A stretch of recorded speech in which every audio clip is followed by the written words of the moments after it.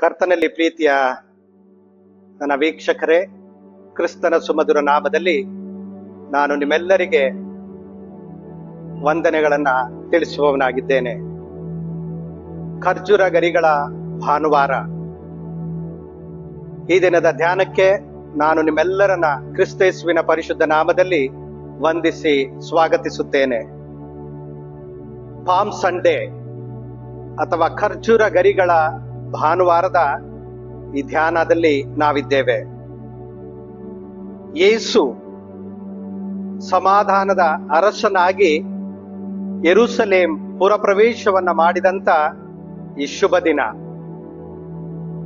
ನಾವಿಲ್ಲಿ ನೋಡುವಂತಹದ್ದು ಆಗಮನ.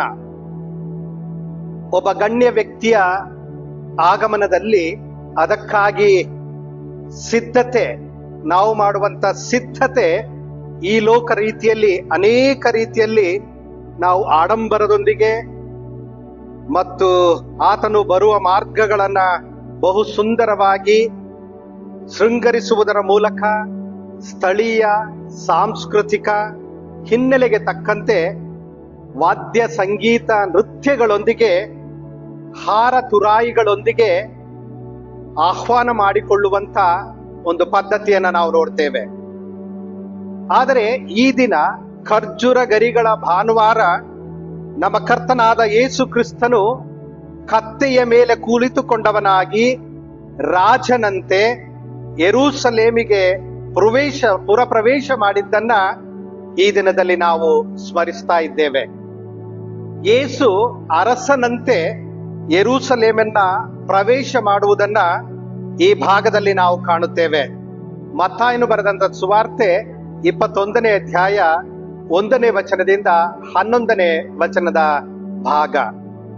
ಯೇಸು ಈ ಲೋಕದ ಅರಸನಲ್ಲ, ಬದಲಾಗಿ ಆತ ಪರಲೋಕದ ಅರಸ, ಆತ ಸಮಾಧಾನದ ರಾಜನು, ಆತ ಶಾಂತ ಗುಣವುಳ್ಳವನು, ಆತ ಸಮಾಧಾನದ ಕರ್ತೃ, ಆತ ಸಮಾಧಾನ ಪಡಿಸುವವನು ಎಂಬುದನ್ನ ನಾವೀ ಪರಿಚ್ಛೇದದಲ್ಲಿ ಕಾಣ್ತೇವೆ.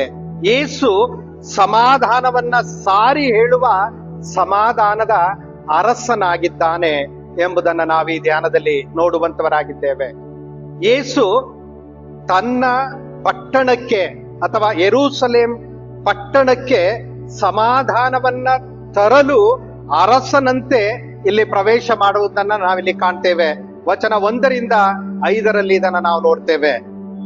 ಮತ್ತು ಈ ಮೂಲಕ ಯೇಸು ದಾವೀದನ ಕುಮಾರನಾದ ಮೆಸ್ಸಿಯನ್ ಎಂಬುದಾಗಿ ಘೋಷಿಸಲ್ಪಡುವುದನ್ನ 6ನೇ ವಚನದಿಂದ 9ನೇ ವಚನದ ಭಾಗದಲ್ಲಿ ನಾವು ಕಾಣ್ತೇವೆ. ಮತ್ತು ಇಲ್ಲಿ ನಾವು ನೋಡುವಂತಹದ್ದು ಯೇಸು ನಜರೇತಿನ ಪ್ರವಾದಿ, ಗಲಿಲಾಯದ ನಜರೇತಿನ ಯೇಸು ಎಂಬುದನ್ನ 10 ಮತ್ತು 11ನೇ ವಚನದಲ್ಲಿ ನಾವು ಕಾಣುವಂತವರಾಗಿದ್ದೇವೆ. ಯೇಸು ಯುದ್ಧ ವೀರನಾಗಿ ಯುದ್ಧಕ್ಕೆ ಬರಲಿಲ್ಲ. ಒಬ್ಬ ರಾಜನ ಯುದ್ಧಕ್ಕೆ ಹೊರಟಾಗ ಕುದುರೆಯನ್ನೇರಿ ಹೋಗುತ್ತಿದ್ದನು.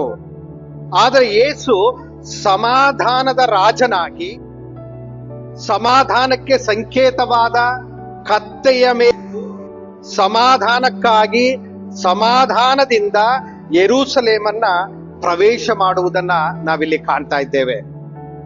ಅಂದಿನ ಯಹೂದ್ಯರ ನಿರೀಕ್ಷೆ ರಾಜಕೀಯ ಅರಸನ ಅಥವಾ ರಾಜಕೀಯ ಮೆಸ್ಸಿಯನ ನಿರೀಕ್ಷೆ ಅವರದಾಗಿತ್ತು.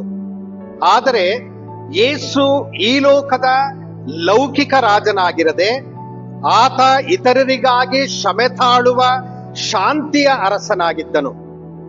ಯೇಸುವಿನ ಯೆರೂಸಲೇಮಿನ ಈ ಪ್ರವೇಶ ಅಪಾಯದ ಮತ್ತು ಶ್ರಮೆಯನ್ನು ಅನುಭವಿಸುವ ಪ್ರವೇಶವಾಗಿತ್ತು. ಇದು ಯೇಸುವಿಗೆ ಮೊದಲೇ ತಿಳಿದಿತ್ತು ಎಂಬುದನ್ನ ನಾವಿಲ್ಲಿ ಗಮನಿಸಬೇಕಾಗಿದೆ. ಈ ಮೂಲಕ ಯೇಸು ತನ್ನ ಶ್ರಮೆಗಾಗಿ ತನ್ನನ್ನ ತಾನು ಸಿದ್ಧತೆ ಮಾಡಿಕೊಂಡನು ಎಂಬುದನ್ನ ಈ ಪುರಪ್ರವೇಶದ ಮೂಲಕ ನಾವು ಮನಗಾಣುವಂತವರಾಗಿದ್ದೇವೆ. ಮೆಸ್ಸಿಯನ ನಿರೀಕ್ಷೆಯಲ್ಲಿದ್ದ ಜನರು ದಾವೀದ ಕುಮಾರನಿಗೆ ಜಯ, ಹೊಸನ್ನ, ನಮ್ಮನ್ನ ರಕ್ಷಿಸು ಎಂಬುದಾಗಿ ಕೂಗಿದರು. ರೋಮಾಯರ ಅಧೀನದಲ್ಲಿದ್ದಂತ ಜನರು ಈ ಹಿಡಿತದಿಂದ ನಮ್ಮನ್ನ ಬಿಡಿಸು ಅಥವಾ ರಕ್ಷಿಸು ಎಂಬುದಾಗಿ ಕೂಗು ಇವರ ಕೂಗಾಗಿತ್ತು. ಪ್ರಿಯರೇ, ವಚನ 2 ಮತ್ತು 3 ನಾವು ನೋಡ್ತೇವೆ, ಇಲ್ಲಿ ಶಿಷ್ಯರಿಗೆ ಒಂದು ನಿಯೋಗ ಅಥವಾ ಆಜ್ಞೆ ಯೇಸುವಿನಿಂದ ಕೊಡಲ್ಪಟ್ಟಿತು.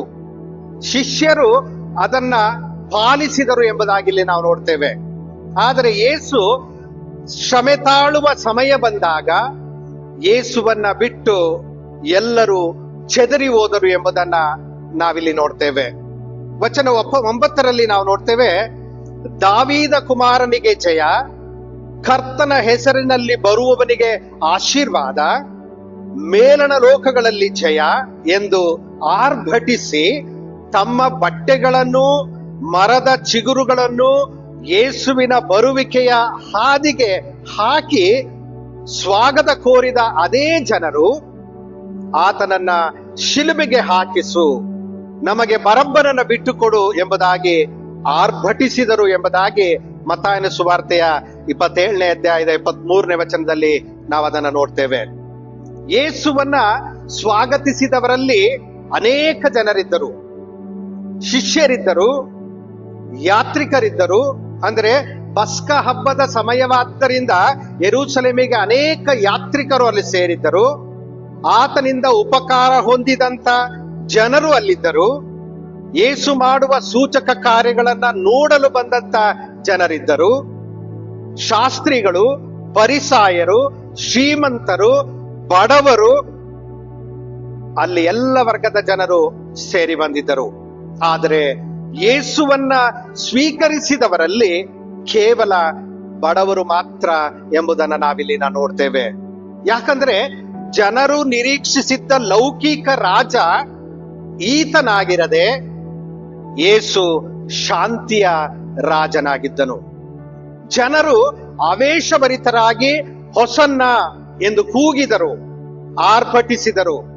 ಆವೇಶದಿಂದ ಯೇಸುವನ್ನ ಸ್ವೀಕರಿಸಿದ ಜನರು ಕೆಲವೇ ದಿನಗಳಲ್ಲಿ ಆತನನ್ನ ಶಿಲುಬೆಗೆ ಹಾಕಿಸು ಎಂಬುದಾಗಿ ಆರ್ಭಟಿಸಿ ಕೂಗಿದರು. ಯೇಸು ಎಂತಹ ಅರಸನು ಎಂಬುದಾಗಿ ಅರ್ಥ ಮಾಡಿಕೊಳ್ಳುವಲ್ಲಿ ಈ ಜನರು ವಿಫಲರಾದರು ಎಂಬುದನ್ನ ನಾವಿಲ್ಲಿ ಗಮನಿಸುವಂತವರಾಗಿದ್ದೇವೆ. ಕರ್ತನಲ್ಲಿ ಪ್ರೀತಿಯ ದೇವ ಜನರೇ, ಯೇಸು ಯೆರೂಸಲೇಮಿನ ತನ್ನ ಪ್ರವೇಶದ ಮೂಲಕ ತನ್ನ ಮೆಸ್ಸಿಯತ್ವವನ್ನ ತೋರಿಸಿ ತಾನು ಶಾಂತಿಯ ರಾಜ ಎಂಬುದನ್ನ, ಶಾಂತಿಗೆ ಸಂಕೇತವಾದ ಕತ್ತೆಯ ಮರಿಯ ಮೇಲೆ ಕುಳಿತು ಬರುವ ಮೂಲಕ ತೋರಿಸಿ ಕೊಟ್ಟನೆಂಬುದನ್ನ ನಾವು ನೋಡ್ತೇವೆ. ಹೇಗೂ ಹಾಗಾದರೆ ಕರ್ತನ ಆಗಮನದಲ್ಲಿ ಆತನ ಮಕ್ಕಳಾದ ನಮ್ಮ ಸಿದ್ಧತೆ ಇಂದು ಹೇಗಿದೆ ಎಂಬುದನ್ನ ನಾವು ಪ್ರಶ್ನೆ ಮಾಡಿಕೊಳ್ಳಬೇಕಾಗಿದೆ. ಶಾಂತಿಯ ಅರಸನಿಗೆ ನಮ್ಮ ಹೃದಯಗಳಲ್ಲಿ, ನಮ್ಮ ಜೀವನದಲ್ಲಿ ಯೋಗ್ಯವಾದ ಗೌರವ ಮತ್ತು ಸ್ಥಾನ ದೊರಕಿದೆಯೋ ಎಂಬುದಾಗಿ ನಾವು ಪ್ರಶ್ನೆ ಮಾಡಿಕೊಳ್ಳಬೇಕಾಗಿದೆ.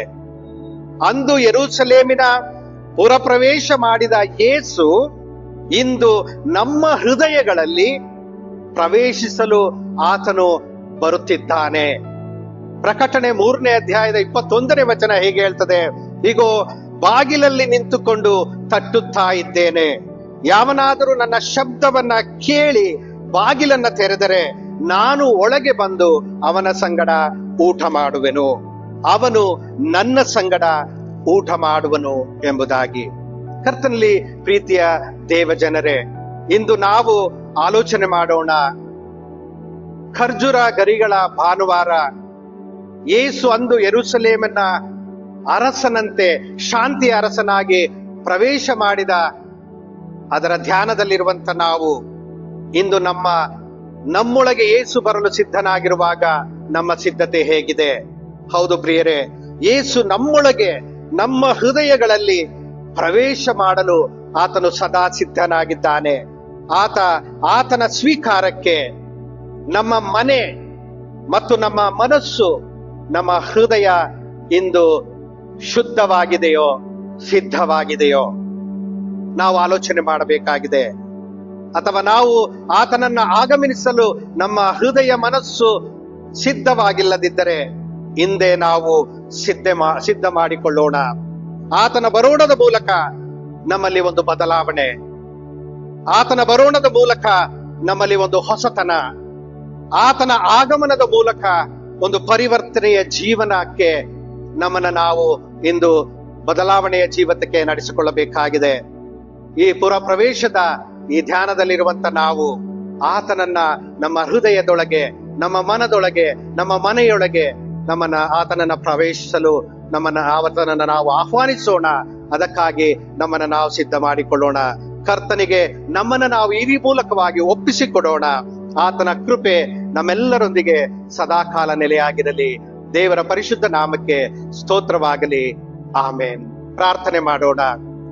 ಕೃಪಾಳು ದೇವರೇ, ನಮ್ಮ ಕರ್ತನಾದ ಯೇಸುವೆ, ಅಂದು ಶಾಂತಿಯ ರಾಜನಾಗಿ ಪ್ರವೇಶ ಮಾಡಿದಂತ ಕರ್ತನೆ, ಇಂದು ಸಹ ನಮ್ಮ ಹೃದಯಗಳಲ್ಲಿ, ನಮ್ಮ ಮನೆಗಳಲ್ಲಿ, ನಮ್ಮ ಸಭೆಗಳಲ್ಲಿ ನಿನ್ನ ಪ್ರವೇಶದ ಅವಶ್ಯಕತೆ ಇದೆ ಸ್ವಾಮಿ.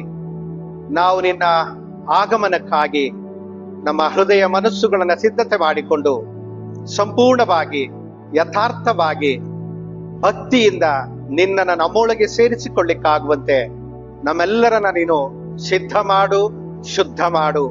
ಆ ಮೂಲಕ ನಮ್ಮೊಳಗೆ ನೀನು ಬಾ ಸ್ವಾಮಿ. ನಮ್ಮನ್ನ ನವೀಕರಿಸು.